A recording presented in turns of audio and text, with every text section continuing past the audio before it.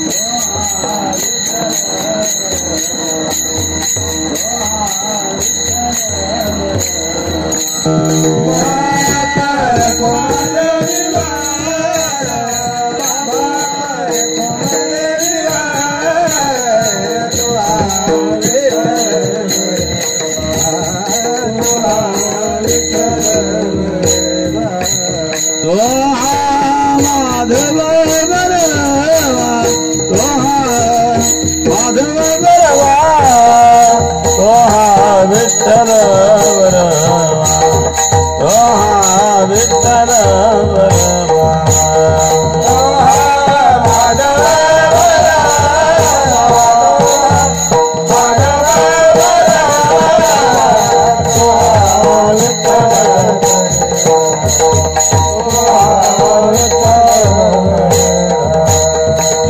राम कृष्ण हरि जय राम कृष्ण हरि जय राम कृष्ण हरि जय राम कृष्ण हरि जय राम कृष्ण हरि जय राम कृष्ण हरि राम कृष्ण हरि जय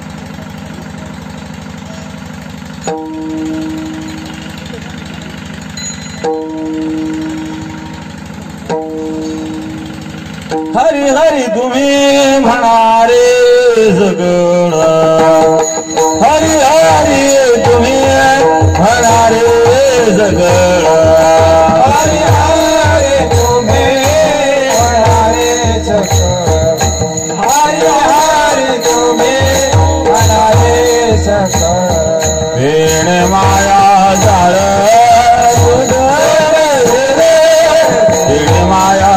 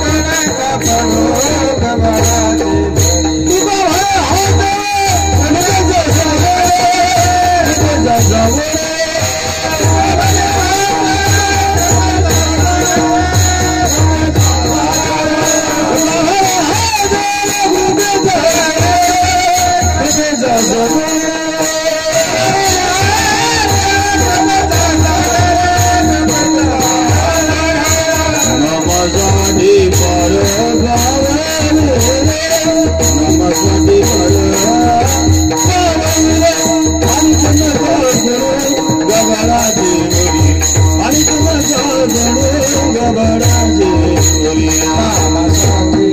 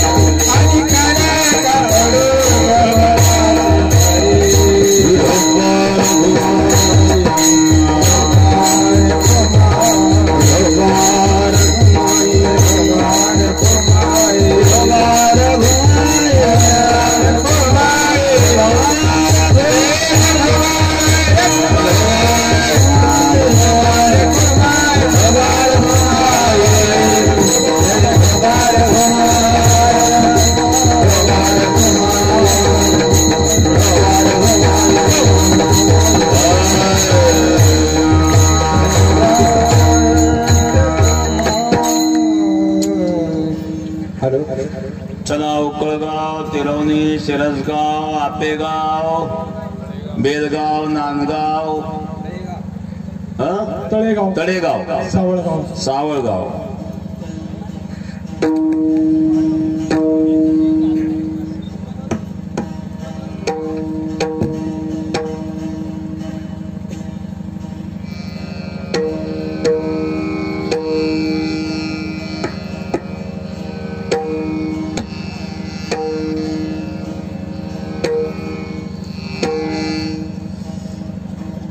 hello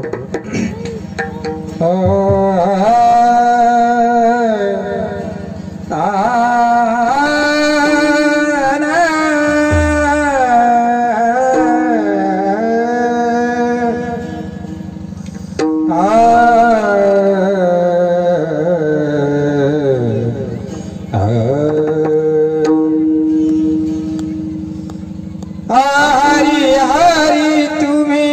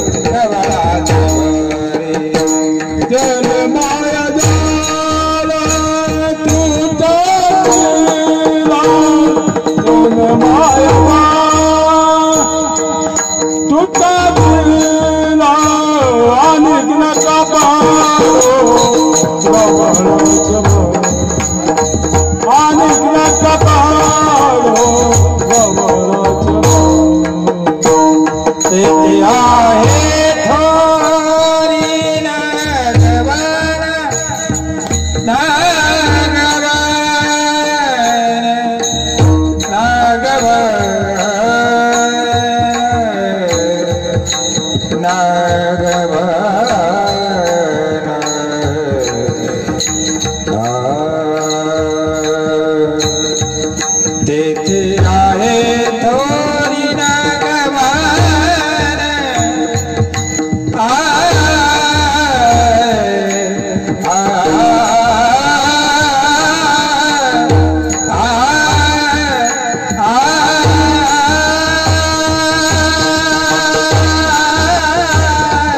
तेथे आहे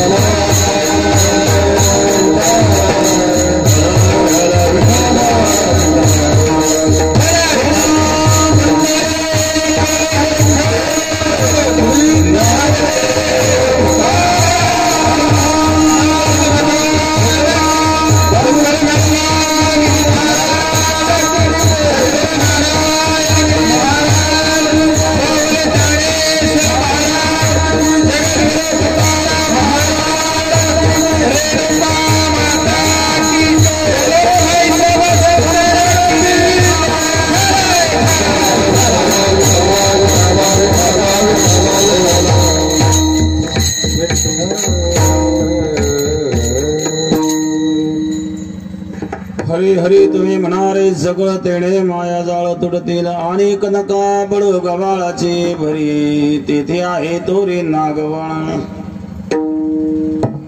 भावी तुळशी दळ पाणी जोडा हात म्हणावे पतित वेळोवेळा आणि कनका बळू गवाळाची भरी तेथे आहे तोरे नागवण तुका म्हणे हात कृपेचा सागर नामासाठी पार पावविल अनेक नका बडू गवाळाची बरी तिथी आहे धोरी नागवण पांडुरंगा गौर ब्रह्मण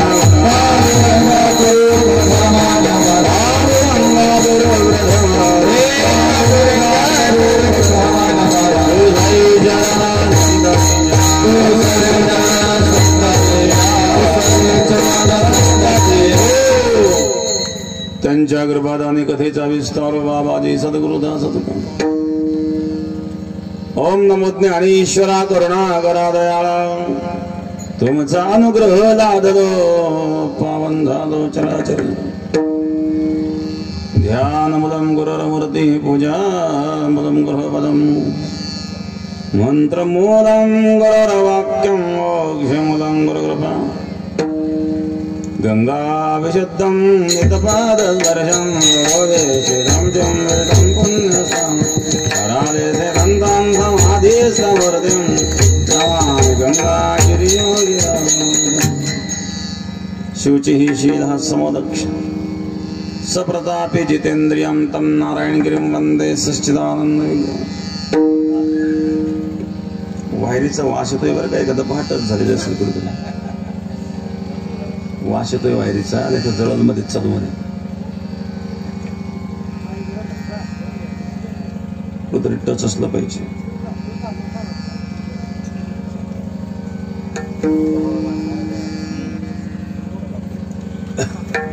ध्यानमूलं गुरुमूर्ति पूजामूलं गुरुपदम् मंत्रमूलं गुरुवाक्यं मोक्षमूलं गुरुकृपा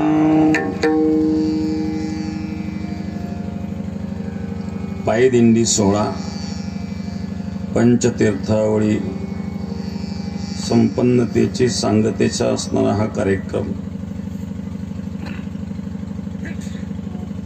12 वर्ष झालेले आहेत या पायदिंडी सोहळ्याला. तर दिंडीचं नियोजन हरिभक्तपरायण लक्ष्मण महाराज शिंदे यांनी केलेलं आहे. पंचक्रोशीतील सर्व भजनी मंडळ त्यांच्या सोबत रेणुका माता मंदिर उक्कडगाव ते श्रादा बेट त्र्यंबकेश्वर देहू पैठण आणि पुणतांबा अशा प्रकारे वाऱ्या इथून चालू आहेत.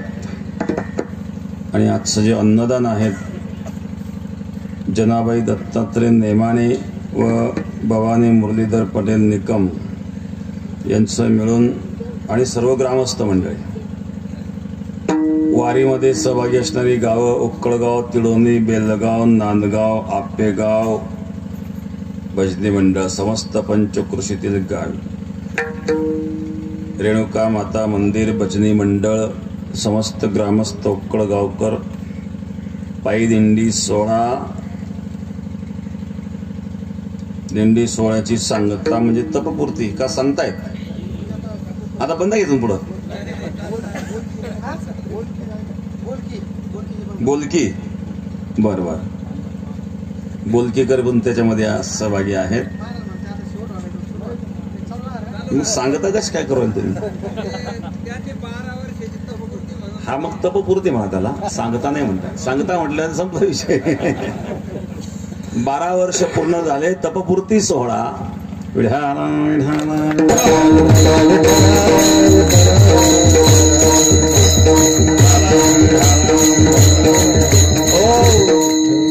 दिंडी सोहळ्याचे 12 वर्ष पूर्ण होत आहेत. त्याचा तपपूर्ती सोहळा या ठिकाणी संपन्न होत आहेत. उपस्थित सर्व भजनी मंडळ महाराज मंडळी या ठिकाणी आवर्जून उपस्थित चे राघवानंद गिरी त्यांनाही धन्यवाद. त्यांच्या सोबत आलेले आणखी कोणी असणारे सर्व मान्यवर उपस्थित सर्व भजनी मंडळ गायनाचार्य मृदंगाचार्य सर्व महाराज मंडळी सर्वांना धन्यवाद. तपपूर्ती सोहळा आहे दिंडी सोहळ्याचा. या 2 वर्षापासून दिंडी सोहळ्यांमध्ये बऱ्याच अडचणी येऊ लागल्या कोरोनाच्या या महामारीच्या संकटामुळे. परत आळंदीची वारी आलेली आहेत. आळंदीलाही परवानगीचं काय होतं कोणाच ठाऊक.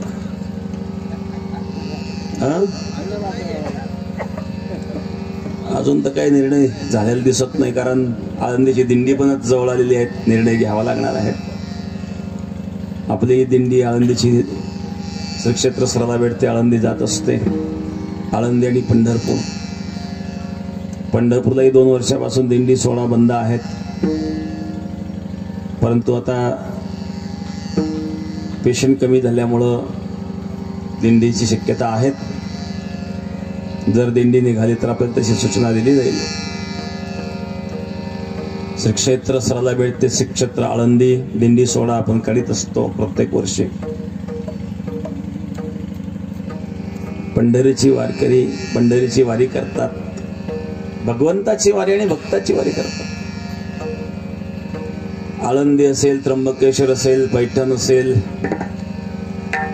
ही भक्ताची वारी आहेत आणि भक्त भगवंताची वारी करतात. पंढरीची वारी आहे माझे घरी आणि न करी तीर्थव्रत, व्रत एकादशी करीन उपवासी, गायीन अहर्निशे नाम तुझे. व्रत एकादशी करीन उपवासी, वारकऱ्याचं एकादशी व्रत असतं. आणि गायीन अहर्निशे नाम तुझे. अहर्निशी, निशी निशा म्हणजे रात्र, रात्रंदिवस भगवंताच्या नामाचा गजर करतात ना. भक्ताचं कार्य काय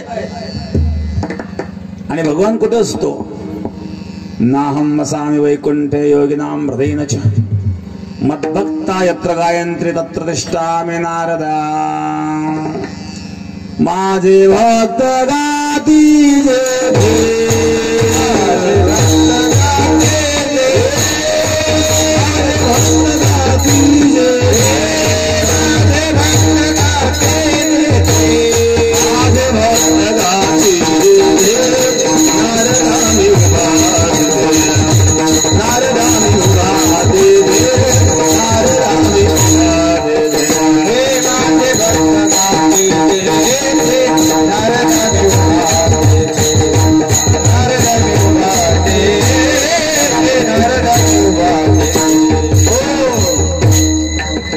माझे भक्त गाती जेथे नारदा मी उभा तेथे. ज्या ठिकाणी मद्भक्ता यत्र गायन्ति तत्र तिष्ठामि नारदा. भगवंताचं भजन करणारे जे भक्त असतात तिथं भगवान असतो. तुका म्हणे ऐसा नामी ज्या निर्धार तेथे निरंतर देव वसे. अशा प्रकारचा नामावर ज्याचा निर्धार आहे तिथं परमात्मा असतो. भक्त परमात्म्याचं नामचिंतन करतात. का करतात?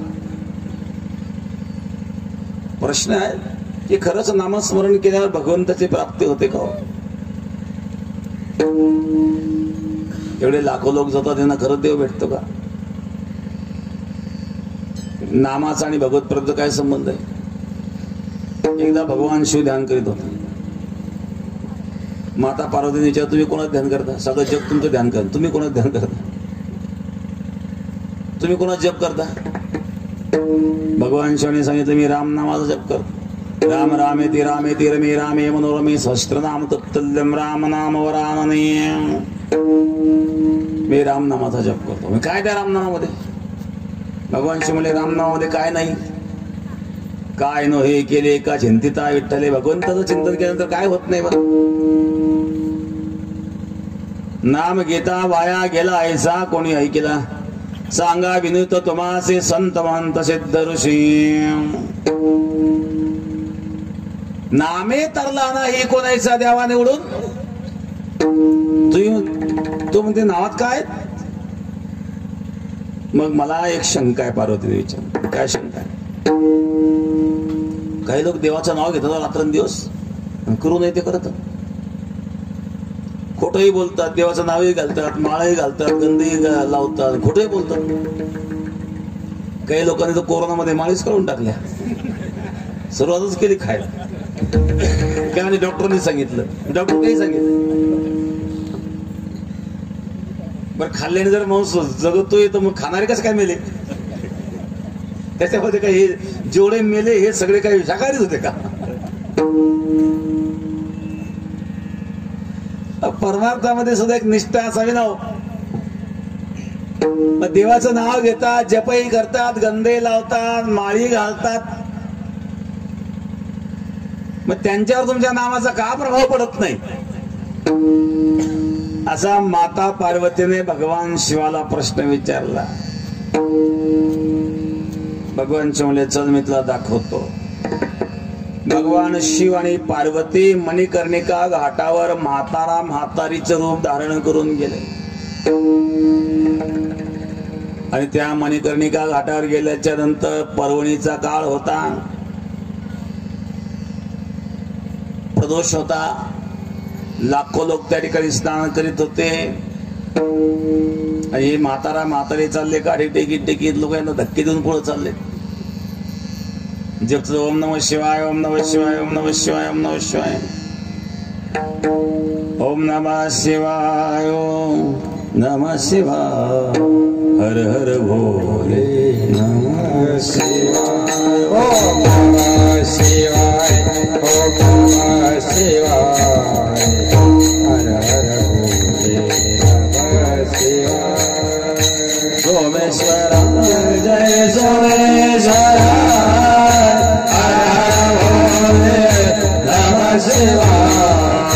सोमेश्वर जय सोमेश्वर हर हर भोले नमः शिवाय.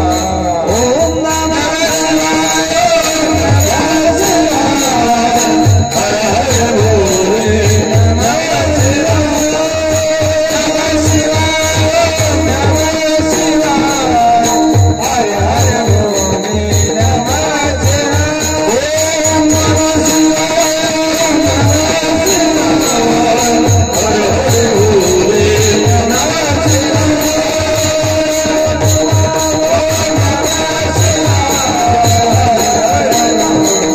नमः शिवाय. ओम नमः शिवाय ओम नमः शिवाय जप चालू आहे. भगवान शिव पार्वती म्हातारा म्हातारीच्या रूपाने धक्का देऊन चालले. सगळ्यांना परमार्थ कळतो असं काही नाहीये. एकदा एक माणूस चालला होता महात्मा गांधीच्या सभेला. रेल्वेचा प्रवास.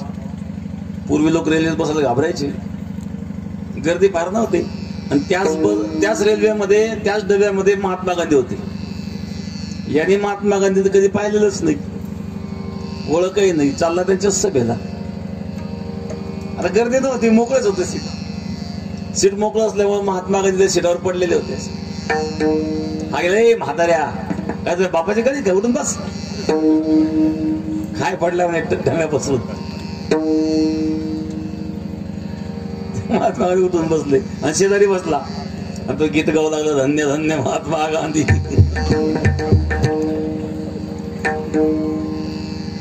जेव्हा स्टेशन आलं लोकांनी खिडकीतून पाहिलं, जय जयकार महात्मा गांधी की जय महात्मा गांधी की जय. आणि एका जणाने तर महात्मा गांधीला उचलूनच घेतलं. आप्पा हातच राहिला. हे नाही का महात्मा गांधी. मी त्यांना काही बोललो म्हणले. बऱ्याच वेळा असं चुका होतात ना माणसं, काही माहित नसतं हा माणूस कोण, काही बोलतो आपण. आणि जेव्हा कळतं ही व्यक्ती कोण आहे तेव्हा पश्चाताप होतो. भगवान शिव पार्वती मणिकर्णिका घाटावर हे धक्के मारून चालतात. ओम नमः शिवाय जप करतात. ते म्हातारं पाय घसरून पडला ना उखाली चिखलात. ती म्हातारी ओरडायला लागली, आमच्या म्हाताऱ्याला कोणतरी काढावं चिखलातून. कुठं कोण पाहते, प्रत्येक जण आपापल्या तंद्रीत. एक मनुष्य लय बुड्डे हट बाजू हट, रस्ता किंवा रोकाय. दिवसभर लोक चालतायत, जप चालू आहेत. म्हातारा पडले ओरडून ओरडून. त्या म्हातारीचा घसा कोरडा झाला, पाय पळून पळून कपाळात टेंगूळ आलं. कोणी पाहायला तयार नाही. कोणीतरी एका माणसाला दया आली, तो आला जवळ म्हाताऱ्याला उचलण्याकरता. तेवढ्यात म्हातारी म्हणली, म्हाताऱ्याला हात लावला तर खबरदार. ही म्हातारी किती मोठ्या मोठी ओरडत होती, आमच्या म्हाताऱ्याला काढावं म्हाताऱ्याला काढावं. मी काढण्याकरता खबरदार हात लावाल तर. म्हणजे काय झालं नेमकं. निष्पाप असेल तर हात लावा. भगवंताजवळ जाण्याकरता निष्पाप व्हावं लागतं. तुम्ही निष्पाप आहात का हा विचार करू लागला. निष्पाप कसं काय माणूस असेल तर. काही पाप करतं माणसं. बोलता बोलता आपण एखादा टोचून बोलतो, त्याचं मन दुखवतो, तेही पाप करतं. चालता चालता पायाखाली जीव जंतू मरतात, तेही पाप करतं. म्हणून निष्पाप कसं काय असू शकतं. निष्पाप असेल तर हात लावा म्हणजे बाजूला व्हा. थोडं ठीक आहे, नाही हात लावायचं चालतो म्हणजे. मला वाटलं म्हातारा पडले काढू चिखलातून. ही म्हातारी म्हणते निष्पाप असेल तर हात लावा. निष्पाप तर मनुष्य असू शकत नाही. एकदा एका माणसाने चोरी केली, त्याला पकडलं 10-5 लोकांनी. त्याला मारीत मारीत समोर एक महात्मा आले. त्यांनी विचार केला, चला हे कोणते साधू दिसतात, यांना विचारू आपण. हे महाराज जी शिक्षा सांगतील ती शिक्षा याला करू म्हणल्या. यांनी चोरी केलेली आहेत म्हणजे अपराधी आहेत. त्या महात्म्याला सांगितलं, महाराजजी या माणसाने चोरी केलेली आहे, याला दंड द्यायचा आहे, तुम्ही सांगा कोणता दंड द्यायचा. त्या साधूंनी सांगितलं, ठीक आहे मी सांगतो, तुमच्यापैकी दंड देण्याकरता कोण येतं पुढे या. पण दंड देणारा असा असावा की त्यांनी आयुष्यात कधीच चोरी केलेली नसावी. तुमच्यापैकी कोणी आहे का आयुष्यात तुम्ही कधीच कुठेच चोरी केलेली नाही असेल तुमच्यापैकी कोणीच पुढे येता, त्याला कशाला दंड देत? तुम्ही त्याच्या कधीच येत. आपण स्वतःचे गुणदोष न पाहता दुसऱ्याचे गुणदोष शोधतो आणि त्यामुळं निरर्थक आणि वादामध्ये पडतो. प्रत्येक मनुष्य आहे, प्रत्येक मनुष्याकडून काही दोष गळत असतात, त्यातून सुधारणा करण्याचा प्रयत्न आपण करावा इथपर्यंत ठीक आहे. तो मनुष्य निघून गेला. त्यानंतर एक कोणीतरी महात्मा हातामध्ये द्राक्षाची माळ होती, जप करीत करीत आले. देवराज सेव्यमान पावनांगे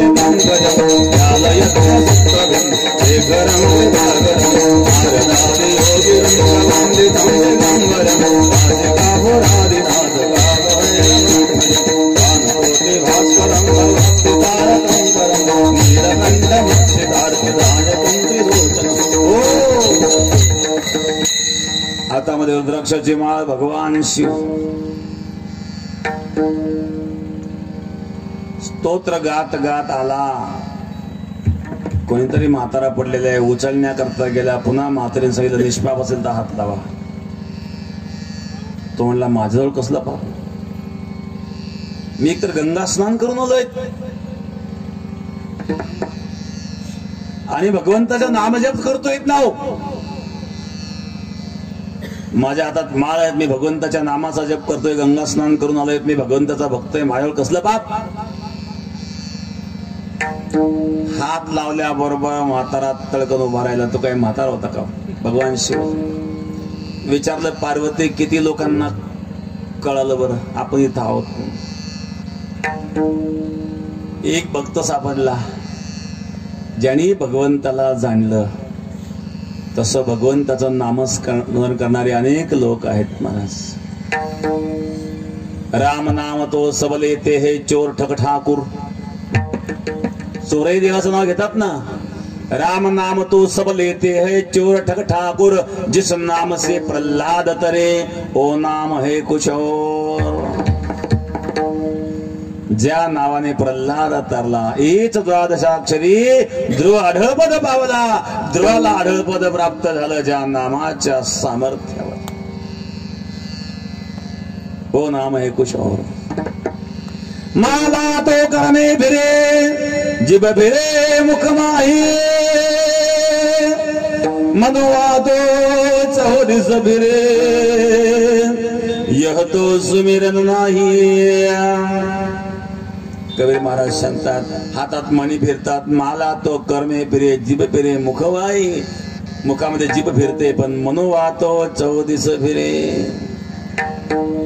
मन जर स्थिर नसेल तर तुम्ही केलेला जप हा यथार्थ घडत नसतो. आणि म्हणून त्या परमात्म्याला ओळखावं, त्या परमात्म्याचं चिंतन करताना जाणून चिंतन करावं,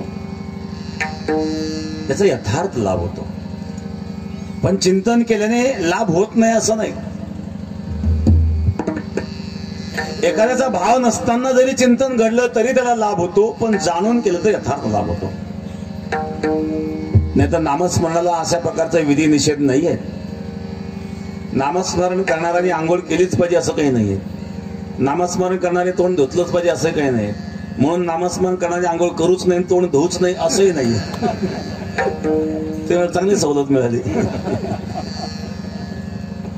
स्नान तर केलंच पाहिजे, पण नामस्मरणाला ते बंधन नाही, विधी निषेधाचं बंधन नाही.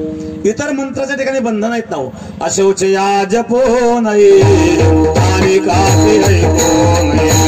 अशौच या जपो नाही आणि कापी ऐको नाही. ऐसे या मंत्राची जगवी, ऐसे या मंत्राची जगवी. त्यांचे फळ थोडे बरे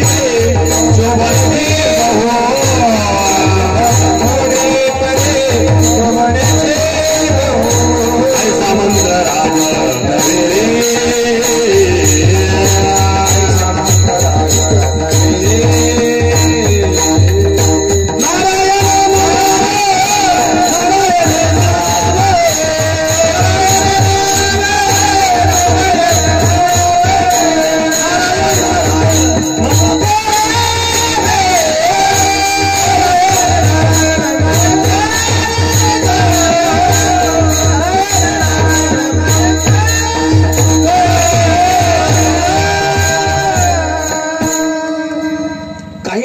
अशौच या जपून अपवित्र अवस्थेमध्ये जप केला पाप लागतं. उदाहरणार्थ गायत्री मंत्र आहे, शुद्ध पावित्र्यामध्ये सुचिरभूत होऊन स्नानादी कर्म आटोपून मग जप करायचंय. काही मंत्र असे असतात अशौच या जपू नये, अपवित्र अवस्थेमध्ये त्याचा जप केला तर पाप लागतं. काही मंत्र असे असतात अनेका ते ऐकू नये, दुसऱ्याने ऐकलं तर पाप लागतं, नाही का. आपण म्हणून झाकली मूठ 1.25 लाखाची. एकदा एक मनुष्य अशी मूठ बांधली होती. मित्र म्हणला काय तुझ्या मूठीत? मला फार मौल्यवान असतोय, दाखव ना मला. म्हणजे फुकट का? एवढी मोठी मौल्यवान असतो फुकट कशी काय दाखवायची? मग काय 10 रुपये देतो दाखव. आम्हाला छेचे 10 रुपयात. 100 रुपये देतो मूठ उघड तर खरं. आम्हाला छेचे 100 रुपयामध्ये कसं काय दाखवणार एवढी मौल्यवान वस्तू? अरे बाबा 1000 रुपये देतो मूठ उघड, आम्हाला छेचे 1000 रुपयात. असं काय म्हणायचं हातात? अरे बाबा 10,000 देतो मूठ उघड, आम्हाला छेचे 10,000 रुपयात. अरे 1 लाख रुपये देतो मूठ उघड, आम्हाला छेचे 1 लाख रुपयात. याला नेमकं 1.25 लाख देतो मूठ उघडले काहीच नाही. मग आपण झाकली मूठ 1.25 लाखाची झाकली होती म्हणून किंमत आहे. नाही कोण विचारत होतं?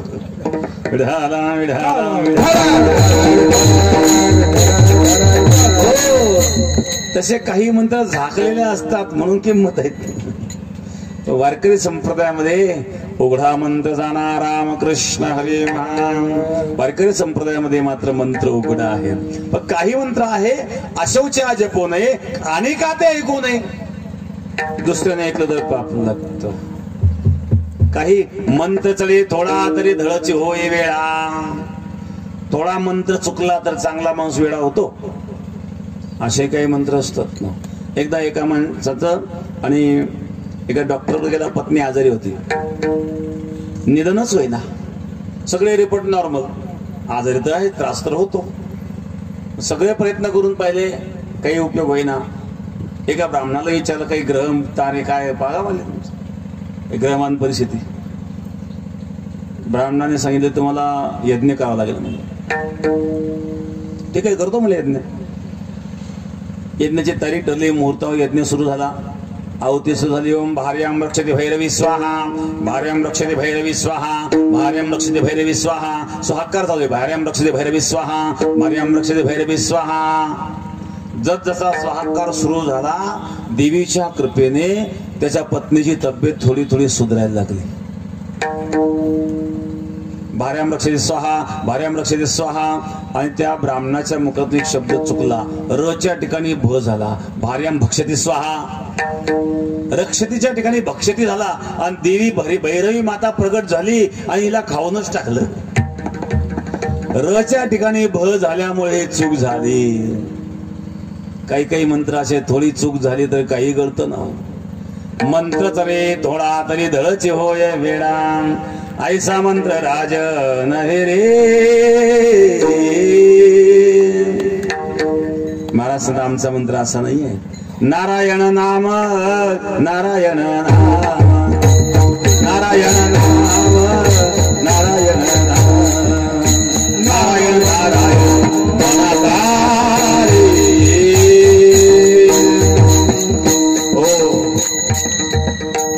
साधा सोपानी सरळ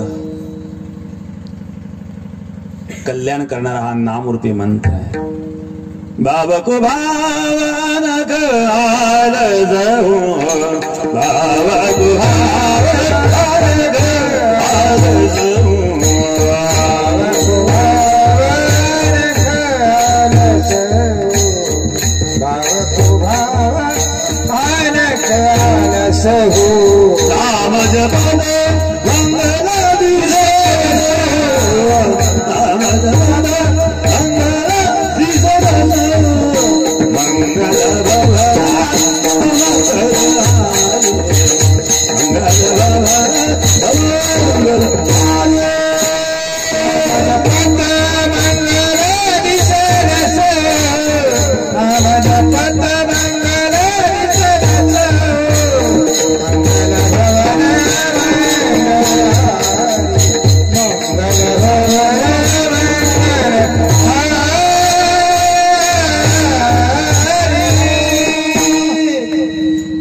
भाव अनख आलस हो नाम जपत मंगल दिसदस हो.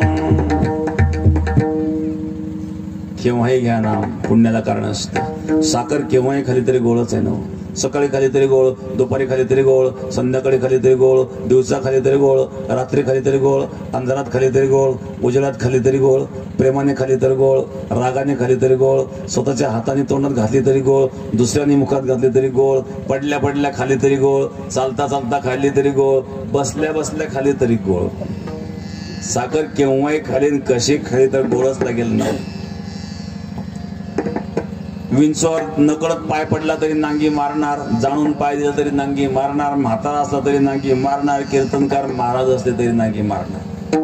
तो विंचू म्हणणार नाही की महाराज आहे यांना गुदगुल्या करा, कारण त्याचं ते वस्तू सामर्थ्य आहे. तसं नामाचं सुद्धा वस्तू सामर्थ्य आहे. नाम जपत मंगल दिसदस. मग या ठिकाणी जगद्गुरु तुकाराम महाराज हरी नामाचा महिमा सांगतात. हरी शब्दामध्ये र धातू आहेत. र धातू पासून हरी शब्द निर्माण होतो, र धातू पासून हृदय शब्द निर्माण होतो आणि प्रत्येकाच्या हृदयात तो परमात्मा आहे. सर्वस्याहम हरिसन्निविष्टो मत्त स्मृतिर्ज्ञानमपोहनंच. काय होतं हरिनामाने सांगितलं. हरिहरती पापानि दृष्टचित्तर्पि स्मृतः अनिश्यापि संस्पृष्टो धत्ते वही पावका. हरिनामाच्या उच्चाराने पापाचं हरण होतं. हरिहरती पापानि. कितीही वाईट वृत्तीचा मनुष्य असला पण भगवत चिंतन केलं तर त्याचं पाप नाहीसं होतं. विढाला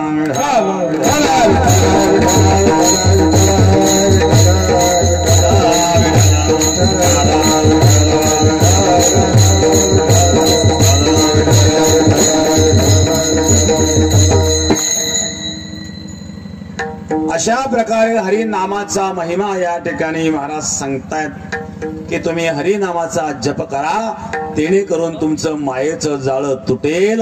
अभंगाच्या प्रथमच्या हरी हरी तुम्ही मला रे सका.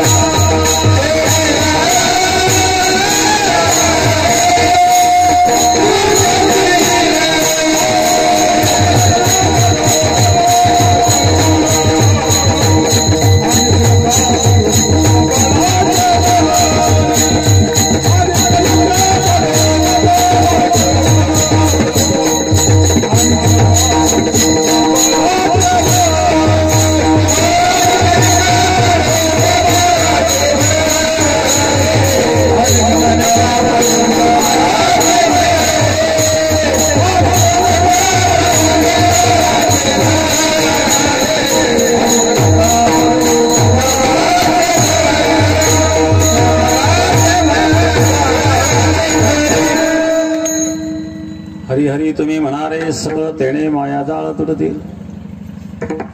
महाराज हरी हरी तुम्ही म्हणारे सगळं, तुम्ही हरी हरी म्हणा. तुम्ही हा शब्द एक वचनी का अनेक वचनी हो? तुम्ही अनेक वचनी. समजा तुमच्या घरी जावई आले, तुम्ही काय म्हणता? तुम्ही केव्हा आले? जावई एक आहे का नाही?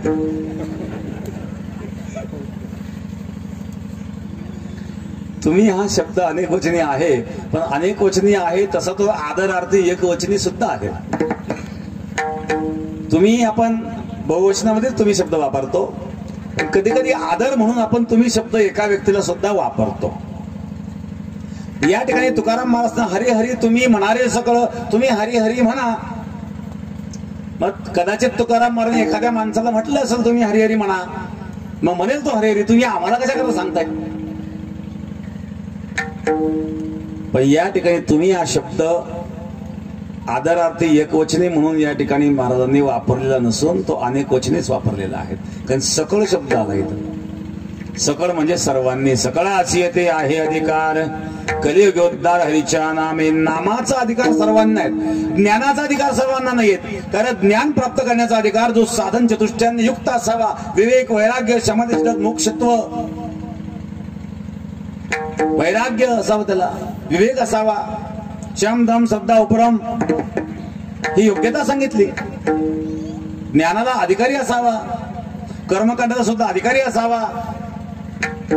पण तो नाम जप करण्याकरता सकल शब्द वापरला.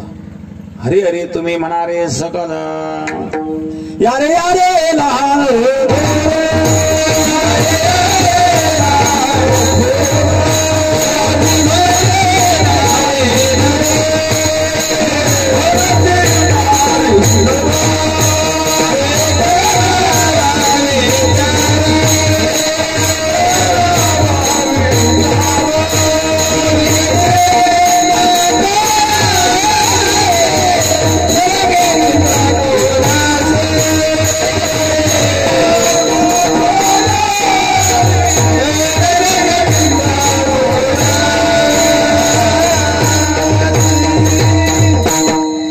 यारे यारे लहान थोर याती भलते नारी नर करावा विचार नजरी चिंता कोणाची. जातीचा विचार नाही, कशाचा विचार. लहान असू द्या मोठा असू द्या, ब्राह्मण क्षत्रिय वैश्य शूद्र चांडाळा हे अधिकार, बाळे नारी नर आदी करून विषयाही. हरी हरी तुम्ही म्हणारे सकळ. बर ठीक आहे, तुम्ही म्हणता हरी हरी म्हणा, म्हटलो आम्ही, काय होईल? तेणे माया जाळ तुटतील, मायेचं जाळ तुटेल. हे मायेचं जाळ म्हणजे काय? माया म्हणजे काय? नाही ते भासते ती माया, जिथं अस्तित्व नसतानाही भासते. जसं मृगजळ आहे, मृगजळाचं अस्तित्व नाही तरी मृगजळ भासतं. दोरीवर सर्पाचा भास झाला, सर्प नाही तरी दोरीच्या ठिकाणी सर्प भासतो. शुक्ती रजत, शिंपल्याच्या ठिकाणी चांदी नसली तरी चांदी भासते. स्थाणू पुरुष, एखाद्या वाळलेल्या कोळ्याच्या ठिकाणी पुरुष नसला तरी पुरुष भासतो. नसलं तरी भासणाऱ्या काही वस्तू असतात, तसं अस्तित्व नसताना भासवणारी ही माया आहेत. या मायेच्या अधीन झालेला जीव दुःखी आहे. हा मायेचा प्रतिबंध. एका माणसाला परीस सापडला. परीस माहितीये का? पाहिजे तुम्ही? फक्त माहिती ऐकू नये. लोखंडाचं सोनं करणारा परीस एका माणसाला सापडला. तुम्हाला पाहिजे असेल तर मी सांगतो तुम्हाला कुठं आहे. परीस घरी सुद्धा तयार करता येतो. सांगू का?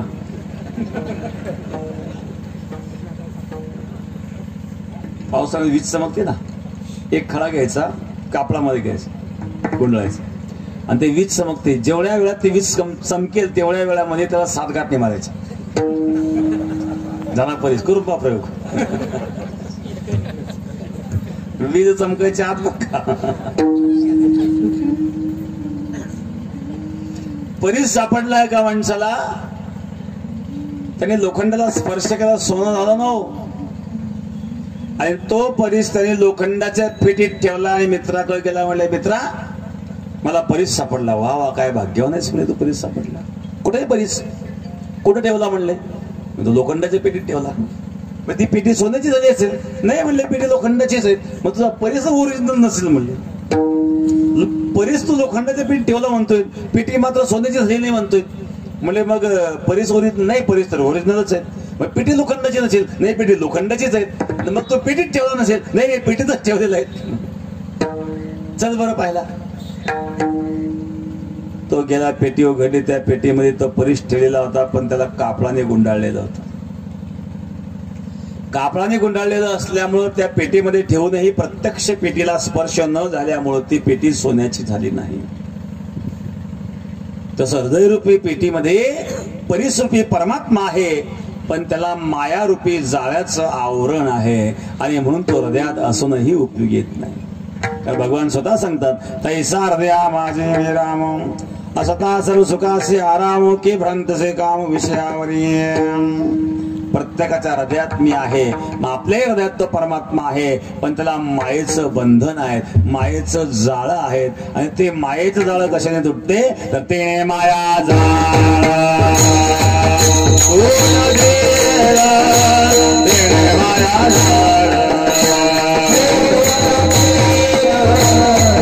माया जाळ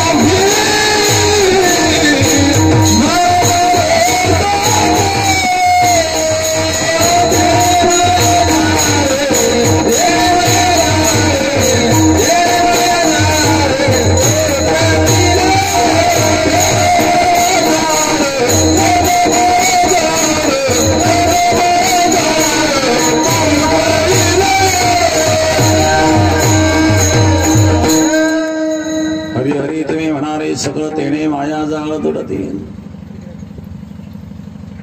हरी हरी नामाचा जप केल्यानंतर मायेचं जाळ तुटेल.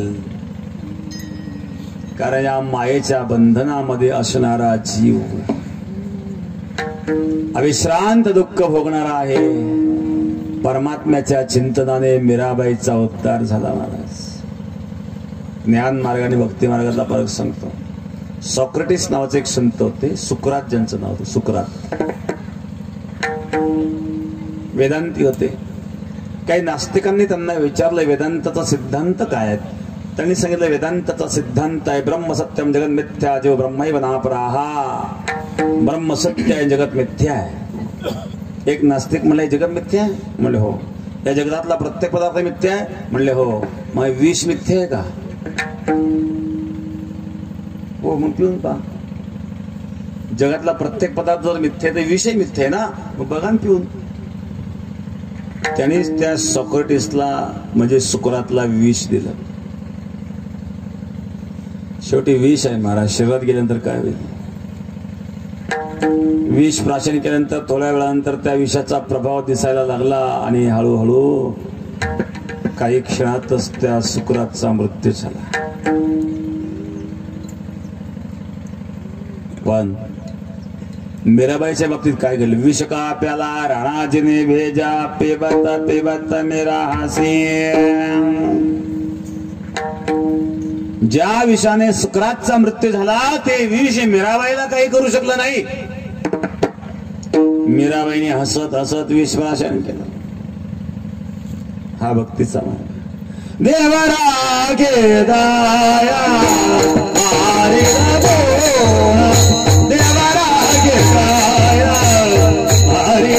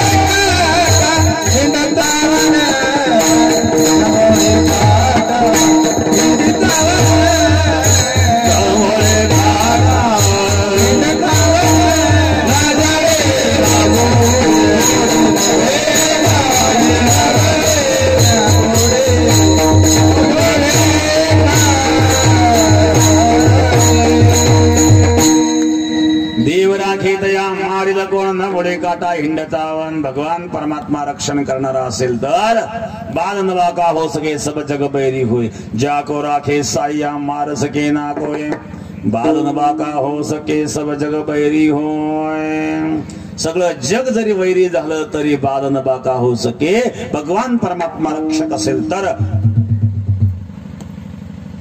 मीराबाईला जसं भगवान काहीही भगवंताच्या कृपेने विष काही करू शकलं नाही हा नामाचा महिमा आहे म्हणून महाराज सांगतात भगवत चिंतनाच्या व्यतिरिक्त इतर मार्ग जर तुम्ही स्वीकाराल तर त्याला महाराजांनी गबाळ म्हटलेत या अनेक गबाळाच्या नादी पळा लागाल तर तुझं नुकसान होईल नागवण होईल द्वितीय चरणामध्ये अनेक पाडू गबाळाची बारी अनेक पाडू गबाळाची बारी अनेक गबाळाची बारी अनेक गबाळाची बारी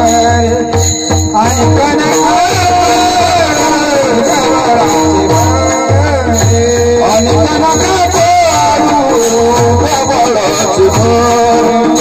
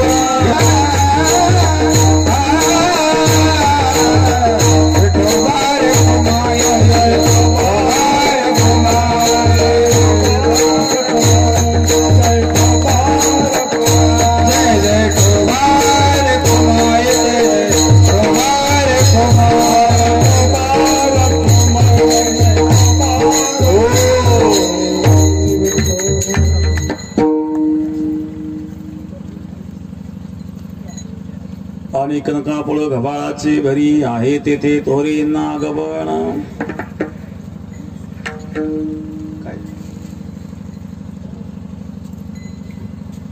गंगा भगवती भामबाई नामदेव निकम यांची कोण आळंदीच्या मठाकरता सद्गुरू रामगिरी महाराजांच्या चरणी 11,111 रुपये अर्पण. धन्यवाद.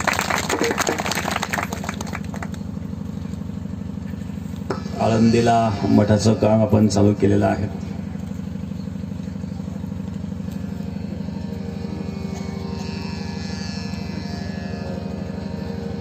आळंदीला जर यात्रेला परवानगी मिळाली तर आपली दिंडी निघेल बेटातून. सद्गुरू नारायणगिरी महाराजांची तीव्र इच्छा होती की आळंदीला चांगला भव्य मठ व्हावा.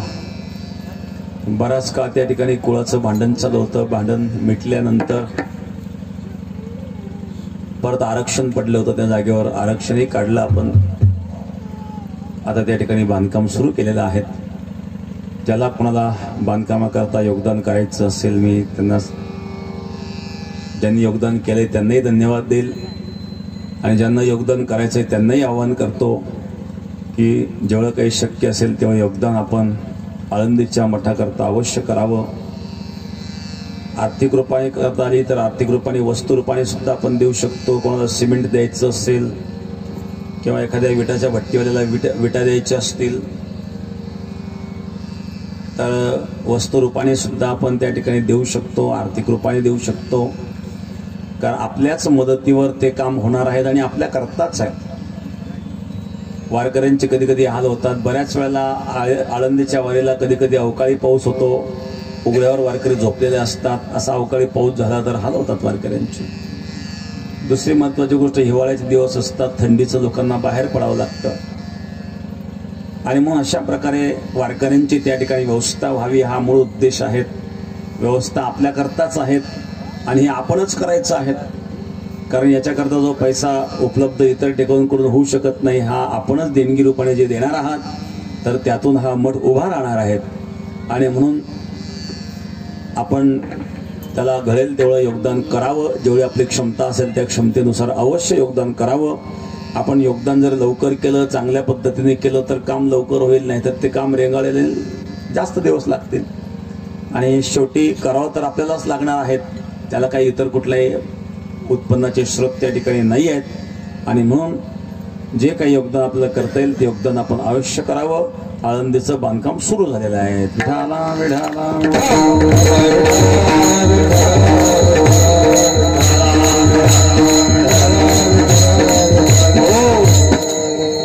महाराज सांगता, अनेक गबाळाच्या नादी लागू नका.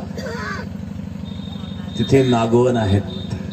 कारण अनेक ठिकाणी लोक कुठंतरी अडचणीमध्ये, प्रत्येक माणसाकडे काही अडचणीच असतात आणि मग अडचणी सोडवणारे असे काही बाबाही असतात, काही आकडे सांगणारे पण बाबा असतात. एकदा एक माणूस भेटला मला हरियाणामध्ये. बस स्टँडवर जायचं होतं रेल्वे स्टेशनवरून. झेलम एक्सप्रेसने गेलो आम्ही. तो पोहोचला रात्री 2 वाजता तिथं कुरुक्षेत्र. तिथं रेल्वे स्टेशनवरच 2-3 तास आराम केला. 6 वाजता बस होती. बस स्टँड होती तिथून 2 किलोमीटर अंतरावर. रेल्वे स्टेशन पासून बस स्टँडवर पायी निघलो. 5-5:30ची वेळ असेल. कोणतरी एक माणूस आला, कोणतरी सरदारजी होता. रुको रुको महाराज, रुको रुको. कोण माणूस या, ओळख नाही, परिचय नाही. इतका परिचयाचा माणूस इथं कुठे भेटला हरियाणामध्ये, कुरुक्षेत्रावर. तसा, अरे भाई बस चली जाएगी, समय हो गया गाड़ी का. क्या महाराज जी आप, हम संसारी होते हुए भी चिंता नहीं करते हो, तुम सन्यासी चिंता कर रहे हो. बस चली जाएगी तो दूसरी भी आएगी ना. पहली चली जाएगी दूसरी आएगी, आप क्यों चिंता कर रहे हो, बैठो. त्यांनी आग्रह केला आणि खाली बसवलं. मी म्हटलं हा एवढा आग्रह करतो कशा करता. बैठो बैठो. त्यांनी खाली बसवलं. निकालो. मी क्या निकालो. भगवे कपडे दिसले. निकालो. बम बम बोले टेकरी वाले, कैलाश के राजा, चलम भरले ताजा ताजा दम लगाने आज. त्याला म्हटलं भाई आप गलत जगह पे आ गए, यहाँ नहीं. अनेक प्रकारचे लोक भेटतात, महाराज सांगतात परमार्थ नामचिंतनाचा मार्ग सोडून बाकीचे जे मार्ग तुम्ही स्वीकाराल तिला नागवन आहे. तिथे आहे थोरी नागवन. अंतःकरणामध्ये भाव असावा. शुद्ध भावाने त्या परमात्म्याची भक्ती केली, शुद्ध भावाने त्याचं चिंतन केलं तर त्याचा विशेष लाभ होतो. आणि अहंकाराचा त्याग करावा माणूस. परमार्थामध्ये जर अहंकार आला तर तुका म्हणे नरकी घाले अभिमान जरी होय ज्ञान गर्वताठा. आणि हा अहंकार शहाण्याकडे जास्त येतो बर का.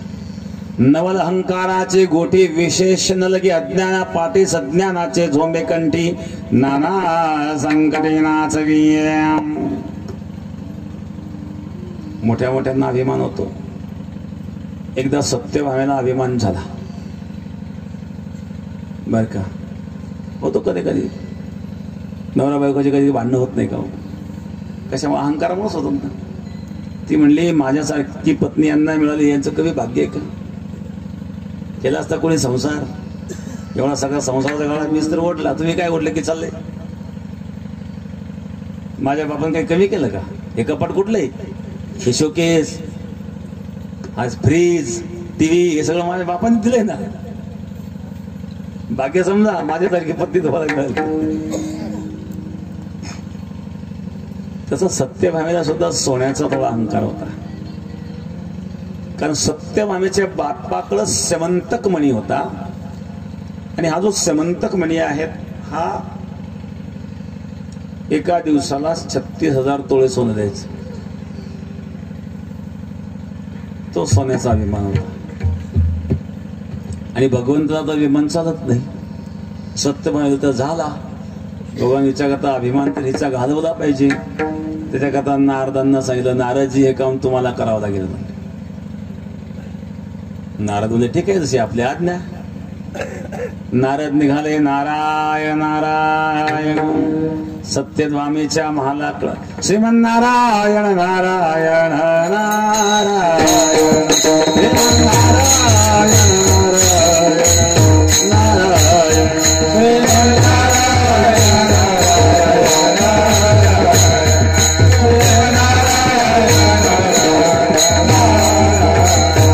श्रीमन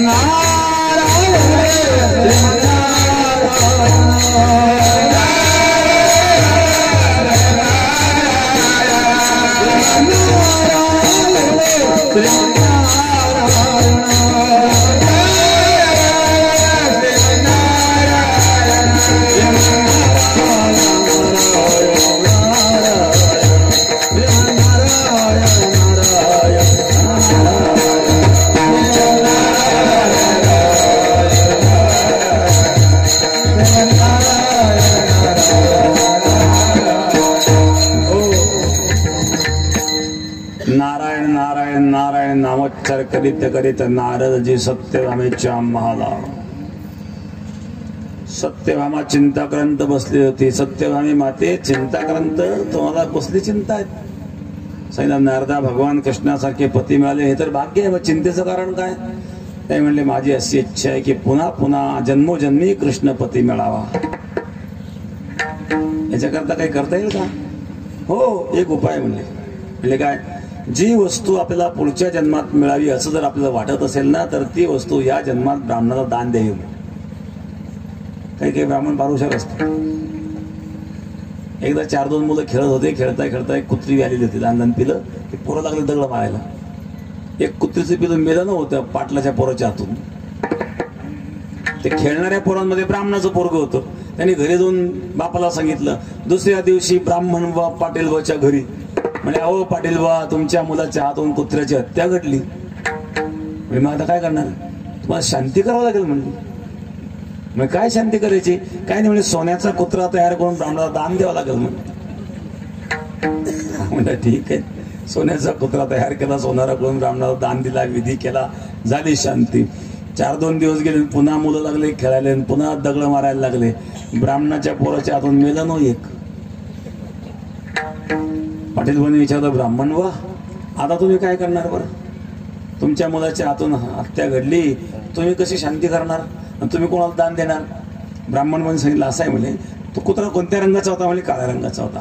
कसा पडला? म्हणजे उलटून पडला. त्याचं असं आहे, काला कुट्टम पडला चित्तम, ब्राह्मणाच्या पोराने मारलं तर फारच होतं.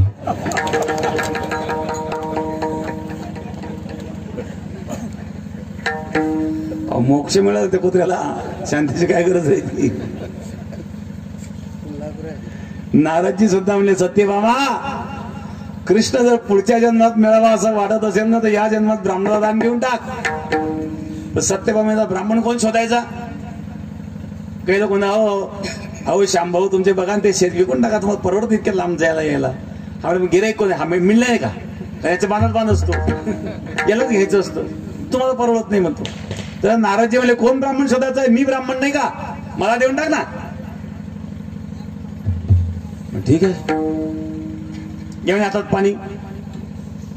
हातात पाणी घेतलं, संकल्प केला, ओम धर्मेच अर्थेच कामेच नातेचरामी नातेचरामी. सोड संकल्प. संकल्प सोड म्हटल्यानंतर सोडला संकल्प. आता कृष्णाला मी दान घेतलं. म्हणले हो.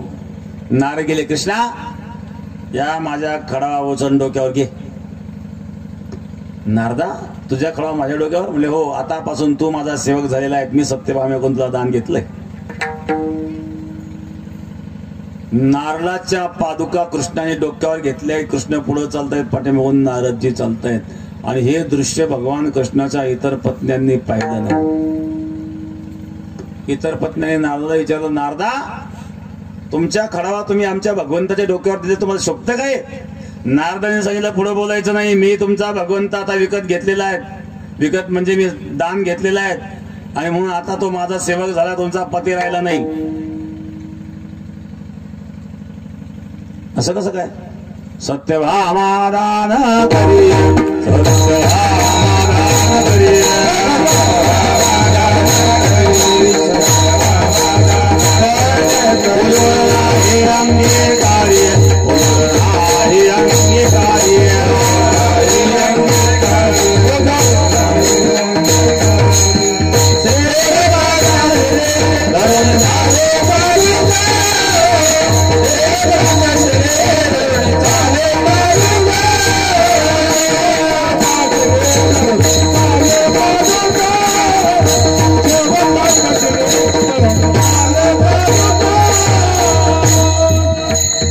सत्यभामादान करी जर नाही अंगीकारी सेवकाच्या श्री धरून चाले पादुका. पण असं कसं काय? नारदा काही बोलायचं नाही, मी आता तुमचा भगवान दान घेतलेला आहे. पण ती एकटी सत्यभामा कोण दान देणारी? और 4 भावाची जर इस्टेट असेल तर एकटे माल विकता येते का? जोपर्यंत खातं वाटप झाले नाही तोपर्यंत चौघांच्या सह्या लागतात ना. मग चौघांची प्रॉपर्टी विकण्याकरता एकटा भाऊ विकू शकत नाही. आमच्या 16,160 पत्न्यांचं पती ही एकटी दान देणारी कोण? नारदाने सांगितलं, तुमचा घरगुती प्रॉब्लेम आहे, मला ते नका सांगू. मी दान घेतलं एवढं तुम्हाला सांगतो, तुमचा प्रॉब्लेम तुम्ही सॉल्व्ह करा. आता बेत पाहतो म्हणलं मी सत्यभामेचा. मोर्चाच निघाला सगळ्यांचा, लाटणे मोर्चा. आमचा भगवान मिळालाच पाहिजे, आमचा भगवान मिळालाच पाहिजे. मोर्चा आला सत्यभामेच्या बंगल्यावर. सत्यभामा घाबरली, काय झालं काय काय झालं म्हणते. कृष्णाला दान देऊन टाकलं, नवरा दान देऊन टाकलं, म्हणजे काय झालं? नाही चूक झाली, अशी चूक करीत असतं होय. आता जातो नारदाकडून परत आण. सत्यभामा गेली, नारदा आमचा भगवान देशील का परत? नारद म्हणजे योग्य किंमत मिळेल तर देऊन टाकू, ठेवून तरी काय करता. वस्तू तर मी दान घेतली आहेत, पण आता काही मिळालं फायदा मोबदला काय हरकत आहे? काय मोबदला पाहिजे? म्हणले याच्या बरोबर सोनं पाहिजे. त्याचा सोन्याचा अभिमानच होता. सोन्याची काय कमी तिथं? अहो एखादा डांबर खडी खाणारा इंजिनियर असेल, त्याच्या बायकोचं काय थाट राहत. हे तर भगवंताची पत्नीला काही कमी आहे का? हे म्हणजे सोनं काय विशेष आहे? म्हणजे एका पारड्यात भगवंताला बसवला, दुसऱ्या पारड्यात सोनं टाकायला सुरुवात केली, पण पारडच आले ना. सगळे दागिने टाकले, सगळ्यांच्या जवळचे दागिने टाकले, तरी पारड आले ना. आता काय करावं काही सूचना. एका कोपऱ्यात रुक्मिणी बसलेली होती. सत्यभामा गेली, रुक्मिणी रुक्मिणी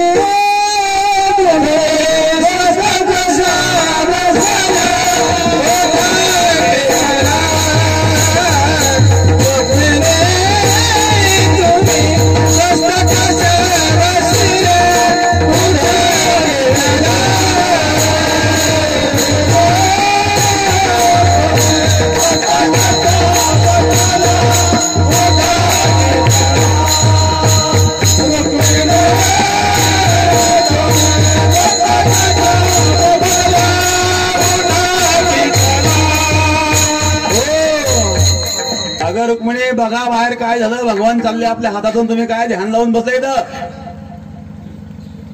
रुक्मिणी पाहिलं काय झालं म्हणले, सोनं काढा तुमच्या गळ्यातलं. सोनं कशा करता, म्हणजे सोन्याची तुलना चालू आहे ना भगवंताची. रुक्मिणी वेड्या कुठल्या, सोन्याने कुठं भगवंताची किंमत होते का. सोन्याने जर भगवंताची किंमत झाली असती तर अंबानीने वारकऱ्याच्या वाट्याला येऊन दिलं नसता, तिकडे देव पळवला असता. भगवंताची सोन्याची किंमत होत नसते. काढा ते सोना. सोनं काढलं. तुळशी वृंदावनाकडे गेली, तुळशीला हात जोडले आणि एक तुळशीचं पान तोडलं ना आणि ते पारड्यात टाकलं. तुळशी पत्र पारडे देवी,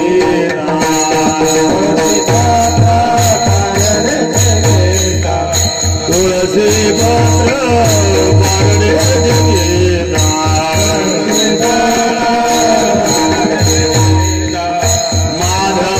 झाला बरोबरीला उडा केला.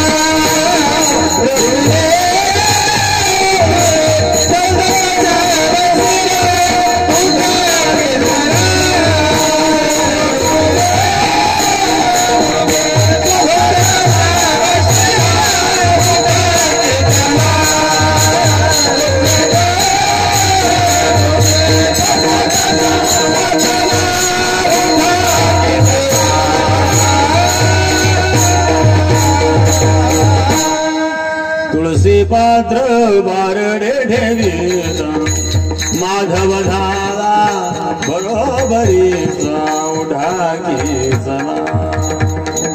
हो, तुळशी पत्र पारडे ठेवीला, माधव झाला बरोबरीचा. पारड्यात तुळशी पत्र टाकल्याबरोबर पारड उचललं ना हो. सोन्याने किंमत नाही करून घेतली, परंतु भाव, रुक्मिणीचा भाव होता. महाराज सांगता शुद्ध भावाने त्या परमात्म्याला एक तुळशीचं दळ अर्पण करा, पाणी अर्पण करा आणि हात जोडा आणि म्हणा, हे प्रभू मी पतित आहे, पतितांना पावन करणारा तो परमात्मा आहे. तृतीय चरणामध्ये बावे चळसे जोडा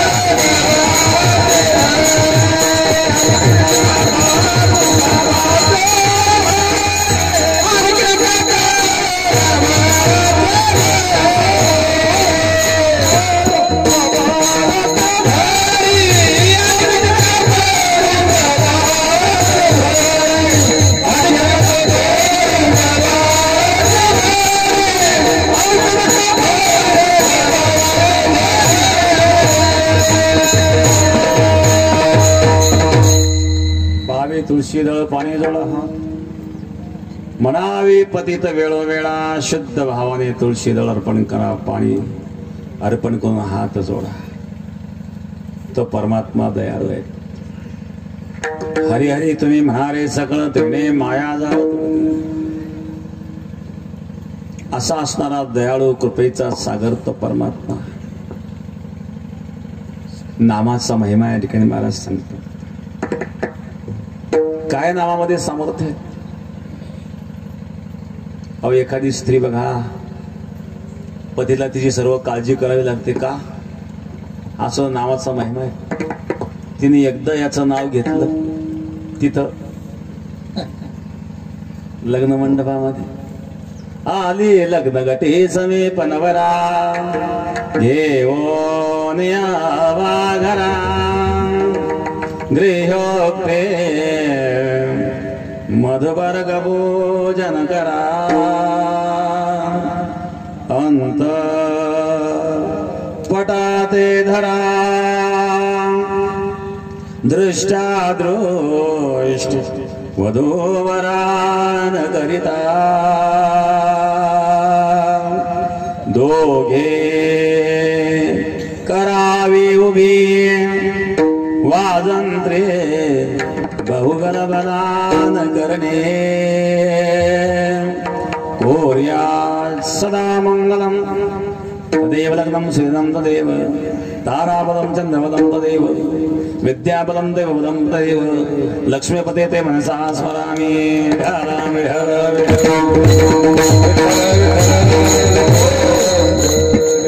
एकदा मंगलाष्टक झाल्यानंतर ब्राह्मण भाव म्हणतो, बाईसाहेब नाव घ्या.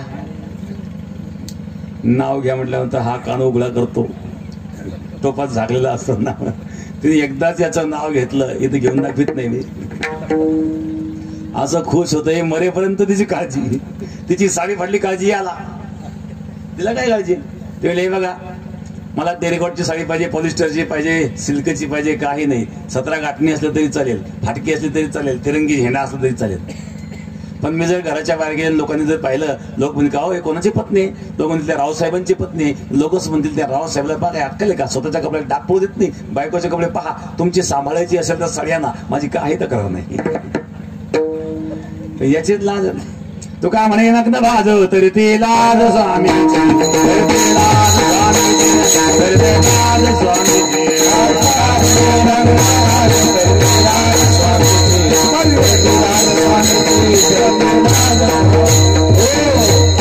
तू का म्हणे लग्न भाज तरी ते लाज स्वामीची. भाज म्हणजे पत्नी. पत्नीचे वस्त्र फाटले तर स्वामीची लाज. कारण याला लाज आहे ती. का? तिने याचं नाव घेतलंय नव्हतं त्यावेळेला एकदा.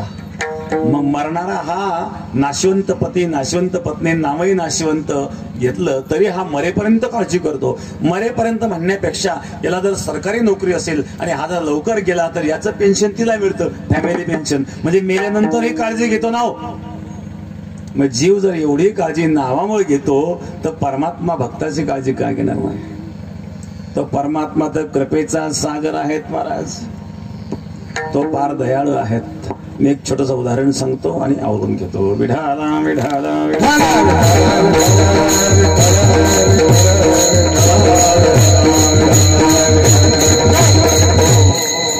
भगवान प्रभू रामचंद्र एकदा वनवासाला निघाले असताना नदी ओलांडून जायचंय ना हो. गंगा ओलांडून जायचंय. आता गंगा ओलांडायची म्हटल्यानंतर नावाऱ्याला हाक मारे, नावाऱ्या इकडे नाव घेऊन ये. त्या केवटाने सांगितलं, त्याची आई होती त्या मुलाची, पाहिजे तर राम आहे. आज आपलं भाग्य कोणत्या जन्माचं पुण्य असेल. भगवान रामचंद्र आज आपल्या नावेत बसणार. अनंत जन्माचं पुण्य आज उदयाला आलंय. पण एक इच्छा आहे केवटाची, रामाचे पाय धुवून तीर्थप्रशन करू. पण राम तर पाय धुवून देणार नाही. मग एक युक्ती केली. काय? तर सांगितलं, माझी आई म्हणते आम्ही तुम्हाला नावेत घेणार नाही. राम प्रभू म्हणले, हे का कैकेयीची मौज बहीण आहे का काय? कैकेयीनं वनवासात परत घेऊन ते नावेत घेणार नाही. म्हणजे का नाही घेणार? पण सांगितलं, रामाचा बदला गता जळसेडा झाली त्वरे गामिनी. रामा, तुझ्या पायाच्या रजकणाचा स्पर्श झाल्यानंतर दगडाची बाई होते असं आम्हाला कळालं. आमच्या नावेची जर बाई झाली तर आम्ही कशावर पोट भरा? एक तुला सांभाळायची पाडी येईल. आम्ही नावात नाही घेणार. याला काही पर्याय नाही का? हो, एक पर्याय आहे. म्हणजे काय, अगोदर हातपाय स्वच्छ धुवा, पुसान मग नावेत बसा. बघा मला घ्या धुवून. आणि तो केवळ रामाचे पाय धुवू लागला. जिन चरणन की चरण पादुका भरत रहो जो नाही, सो ही चरण केवट धोयले. तब हरि नाम चराये, भज मन राम चरण जुगरायो. भज मन राम चरण जुगरायो. भज मन राम चरण हे भज मन राम चरण जुगरायो. जिन चरण के चरण पादुका भरत रहो जो नाही, सोही चरण के वट धोय लिने. तब हरिनाम चराये, भज मन राम चरण जुगराये. भज मन राम चरण जुगराये.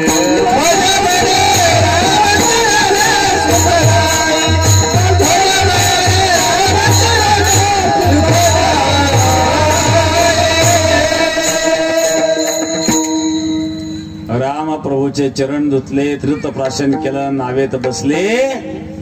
पलीकडच्या तीराला नाव गेली. खाली उतरले भगवान. बोटातली अंगठी काढली आणि त्या केवटाच्या हातात दिली. म्हणजे हे काय? म्हणजे अंगठी हे कशा करता? मोबदला. तू पलीकडून अलीकडे आणलं ना, मग मोबदला दिला पाहिजे. नाही नाही, मला नाही घ्यायचा म्हणे मोबदला. म्हणजे अरे हा व्यवहार आहे. जसं नदीत बसून तू पलीकडून अलीकडे आणलं तर मोबदला देणं आमचं कर्तव्य आहे. हा व्यवहार आहे म्हणून अंगठी घेतली पाहिजे. तू तो म्हणला मला व्यवहार करतो म्हणून तर मी घेत नाही. काय व्यवहार करतो तुला? त्याने सांगितलं मला असा व्यवहार करतो ज्याचा समान धंदा आहे त्यांनी एकमेकाकडून मोबदला घेऊ नये. नाव्याने नाव्याची दाढी केली, पैसे घ्यावं का? आज हा करी उद्या तो करीन असं म्हटल्यानंतर लक्ष्मणाला राग आला ना. समान धंदा, तू कुठं आम्ही कुठं, कहा राजा भोज कहा गंगू दिली. ज्याचा समान धंदा आहे त्यांनी मोबदला घेऊ नये. रामप्रभूने लक्ष्मणा, भक्ताची भाषा तुला कळणार नाही. नाही तरी पण समान धंदा कसा काय? केवटाने सांगू का? या लाकडाच्या नावेत बसून व्यावहारिक नदीतून तारून नेणारा नावडी मी आहे. आणि प्रभू, नामाच्या सहस्रवरी नावाडी अवतारी, सहस्र नामाच्या नौकेत बसून मायावी नदीतून तारून नेणारा नावडी तू आहे. धंदा कसा आहे? समान आहे. तो नावडी मी नावडी. मी लाकडाच्या नावेत बसून व्यावहारिक नदीतून तारून नेतो, तुम्ही नामाच्या नौकेत बसून मायावी नदीतून तारून नेतात ना. मग मला अंगठी देऊ नका. मग माझी सुद्धा नाव किनारे लगा, नाव किनारे लगा,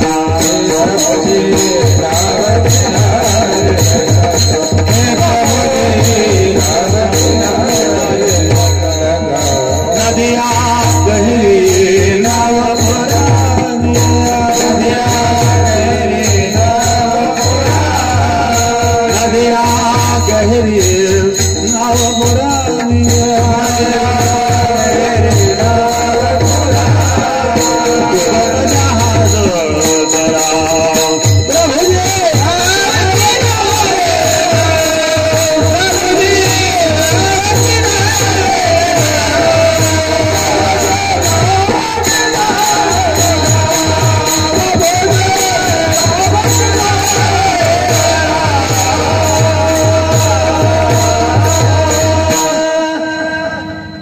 प्रभू, जशी मी लाकडाची नाव किनाऱ्याला लावली तशी माझी पण नाव किनाऱ्याला लाव. मला सांगता निश्चित लावतील, कारण तो परमात्मा कृपेचा सागर आहे आणि नाव घेणाऱ्याला तो पार तारून नेत असतो शेवटच्या चरणावर.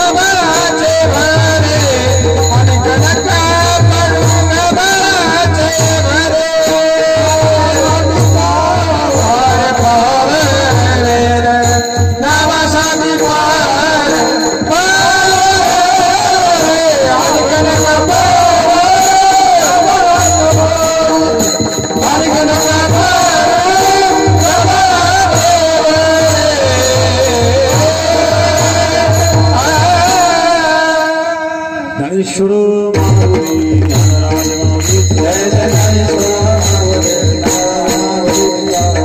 माऊली ज्ञानेश्वर माऊली ज्ञानराज माऊली हरी हरी तुम्ही म्हणारे सकळ तेणे मायाजाळ तुडतील आणि कनकापूळ गबाळाचे भरी तेथे आहे थोरी नागवण भावी तुळशी दळ पाणी जोडा हात म्हणावे पतित वेळोवेळा आणि कनकापूळ गबाळाचे भरी तेथे आहे थोरी नागवण तुका म्हणे हात कृपेचा सागर नामासाठी पार पाविल आणि कनकापूळ गबाळाचे भरी तेथे आहे थोरी नागवण या ठिकाणी दिंडी सोहळ्याचा असणारा तपपूर्ती सोहळा या तपपूर्ती वर्षाच्या निमित्ताने असणारा योग आणि जे जे काही गावं त्यांचं नामनिर्देश आपण आधी केलेलाच आहेत त्या सर्व गावांना उकडगावकरांना भजनी मंडळ गायनाचार्य मृदंगाचार्य महाराज मंडळी संत मंडळी सर्वांना धन्यवाद